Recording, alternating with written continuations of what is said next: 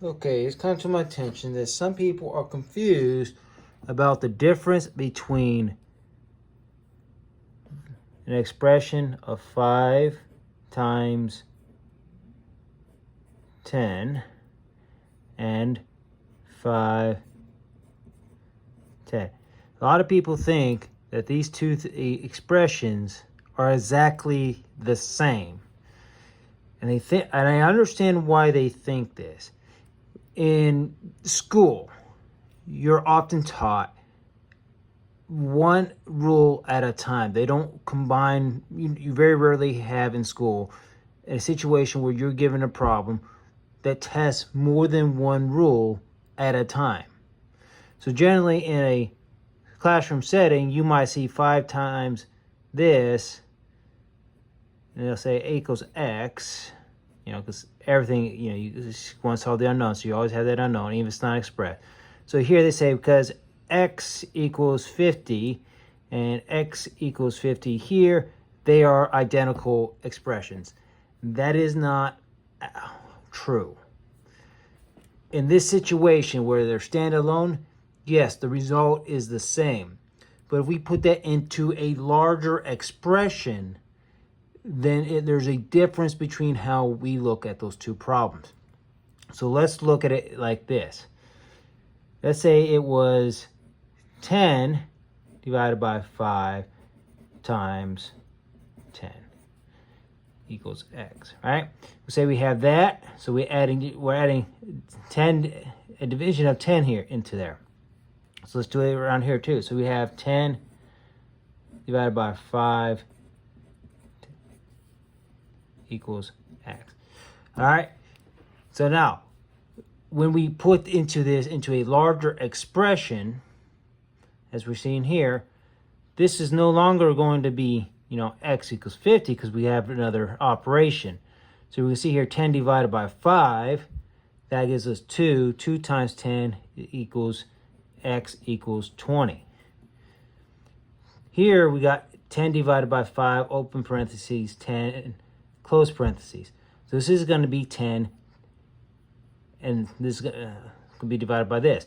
So here we have 50, and then it's 10 divided by 50. So x equals 1, 5, or x equals 0.2. All right, so you see, now in a larger expression, it changes because there's a difference between that.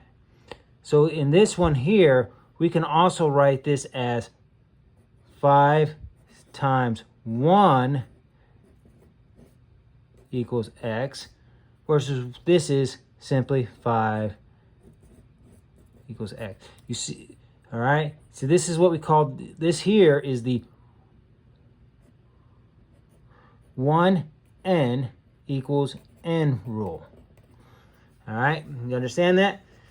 So same thing goes here. Like if we had 5 times 5, right?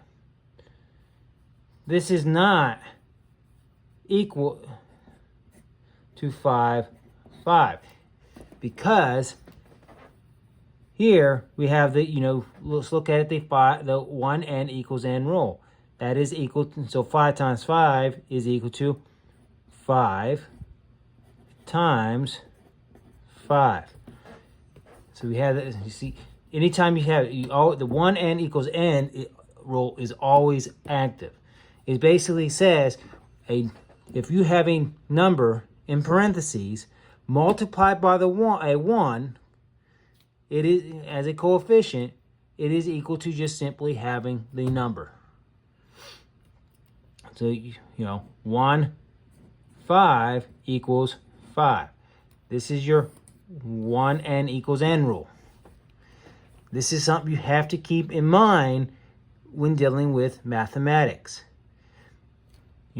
Another aspect that, that you can prove this is you're looking at these expressions where you have, say like here, an expression like this. Another way you can know which way, whether you're doing it right or not, is to identify terms. So let's look at it, So 10 divided by 5, you look at this, okay, what are the terms? Well, here's a term, and here's a term. How do you know those are the two terms? There is no operation sign. All right, there's no operation sign here. This means this 5 is part of the term of the parentheses. Because what separates terms? Multiplication sign, division sign, addition sign, subtraction sign. Those divide your terms. Since there is no multiplication, addition, subtraction, or division sign here, that means the 5 open parentheses, 10 close parentheses is a single term.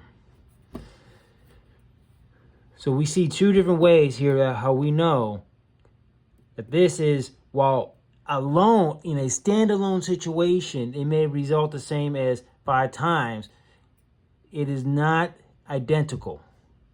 And this is a critical thing you have to keep in mind. You know, the more you see that with other situations, say 5 to the power of 2. This is equal to 5. Not 5 times 5, but 5. And you can see this, you say it was 5, 3. This would be equal to 5.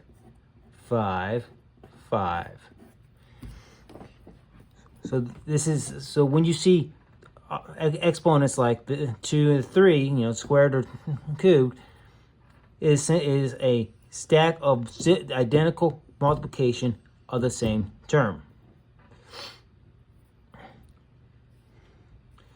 This should help you understand. Everything in math, all the rules in mathematics are always applied. Any expression, you can look and say, okay, what do I need to do for P? What do I need to do for E? What do I need to do for M, for D, for A, for S? Right? You can go through the entire mnemonic device for the order of operations. Right? In every single expression, like in 5 plus 5, you can go, okay, there's no parentheses, right? Because of 1n equals n. There's no parentheses in there, so we know, okay, P is done. Exponents, you know, because P, what P stands for is take any parentheses you have and reduce the coefficient to 1. Once the coefficient is 1, you clear the parentheses, and that satisfies P. Same goes for E. All the this here. Remember, you see, this is equivalent to that. Since all the coefficients are 1, P is done. Also, all the exponents are 1. So E is done. So we don't have any. So multiplication and division is simply 1 times 5, 1 times 5, which is 1n equals n. So we know this is M and D is done. So that leaves us with the addition of 5 plus 5, which is x equals 10. So that is how your order of operations is. It's not some mystical thing that you just got to figure out, okay, which one of those things we apply. No, they all always apply. It's just we can usually skip most of them because, for an example, we started off with a parenthetical coefficient as of 1s. The exponents of 1s. So since they were all 1s, we didn't actually need to actually express those steps being done because they are already 1. But they are still there, and you can still manually express it when solving your work. I hope that helps you understand that 5 times a number in parentheses is not identical to 5 open parentheses, 10 close parentheses, or any other expression of those two type formats.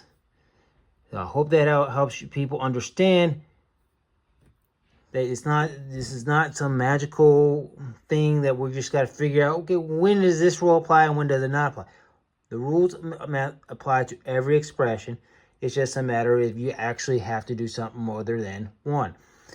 You know, and as I said, most times in school, what you are given is a equation or expression that tested your knowledge on a very specific rule.